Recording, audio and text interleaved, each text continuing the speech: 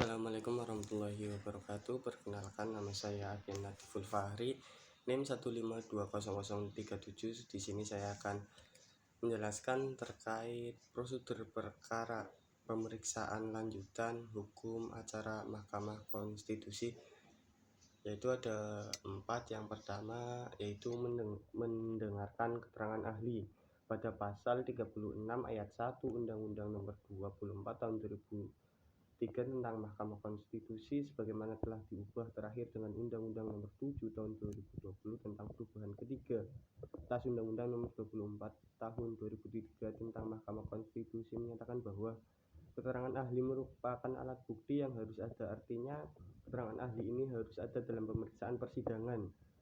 Mengingat dalam hukum acara Mahkamah Konstitusi alat bukti harus divalidasi terlebih dahulu, maka ahli juga harus divalidasi terlebih dahulu. Pada pasal 38 ayat 1 dan 2 juga di Undang-Undang Nomor 24 Tahun 2003 tentang Mahkamah Konstitusi sebagaimana telah diubah terakhir dengan Undang-Undang Nomor 7 Tahun 2020 tentang perubahan ketiga atas Undang-Undang Nomor 24 Tahun 2003 tentang Mahkamah Konstitusi menyatakan itu yang pertama ada para pihak saksi dan ahli wajib hadir memenuhi panggilan Mahkamah Konstitusi. Yang kedua ada surat panggilan harus diterima oleh yang dipanggil dalam jangka waktu paling lambat 3 hari sebelum hari persidangan. Adapun pada pasal 42 Undang-Undang Nomor 24 Tahun 2003 tentang Mahkamah Konstitusi sebagaimana telah diubah terakhir dengan Undang-Undang Nomor 7 Tahun 2020 tentang perubahan ketiga Undang-Undang Nomor 24 Tahun 2003 tentang Mahkamah Konstitusi menyatakan bahwa saksi dan ahli yang dipanggil wajib hadir untuk memberikan keterangan.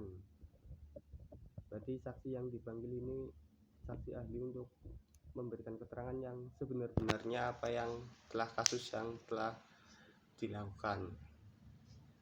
Adapun pasal 42A Undang-Undang Nomor 24 Tahun 2003 tentang Mahkamah Konstitusi sebagaimana telah diubah terakhir dengan Undang-Undang Nomor 7 Tahun 2020 tentang perubahan ketiga atas Undang-Undang Nomor 24 Tahun 2003 tentang Mahkamah Konstitusi menyatakan bahwa saksi dan ahli dapat diajukan oleh para pihak yang berperkara, pihak terkait atau dihadirkan oleh Mahkamah Konstitusi.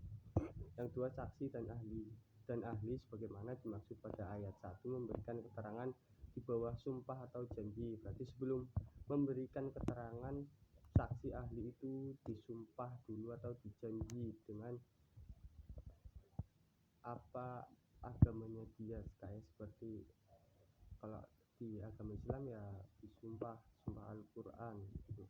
Yang ketiga ada saksi dan ahli sebagaimana dimaksud pada ayat 1 masing-masing berjumlah paling sedikit 2 orang.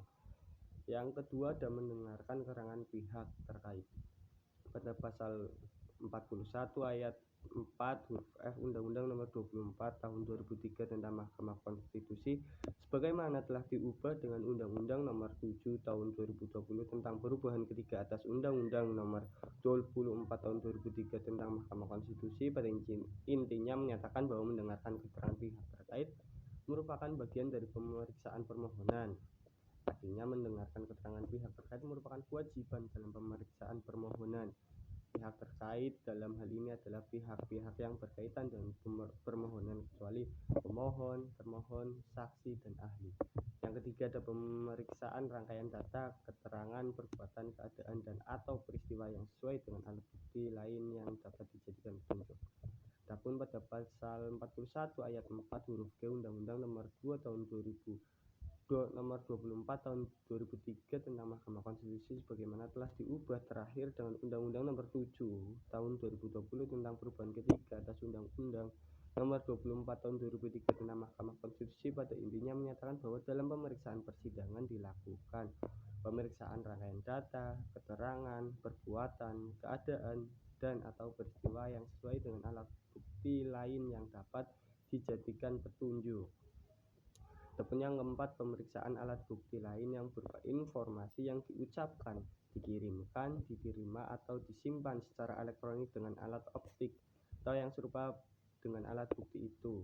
Pasal 41 ayat 4 huruf H Undang-Undang Nomor 2 24 tahun 2003 tentang Mahkamah Konstitusi sebagaimana telah diubah terakhir dengan Undang-Undang Nomor 7 2020 tentang perubahan ketiga atas Undang-Undang Nomor 24 tahun 2003 tentang Mahkamah Konstitusi juga mengatakan pada intinya menyatakan bahwa dalam pemeriksaan persidangan dilakukan pemeriksaan alat bukti lain yang berupa informasi yang diucapkan, dikirimkan, diterima atau disimpan secara elektronik dengan alat optik atau yang berupa dengan alat bukti itu. Terima kasih, mungkin sekian presentasi dari saya. Terima kasih. Allahumma wassalamualaikum warahmatullahi wabarakatuh.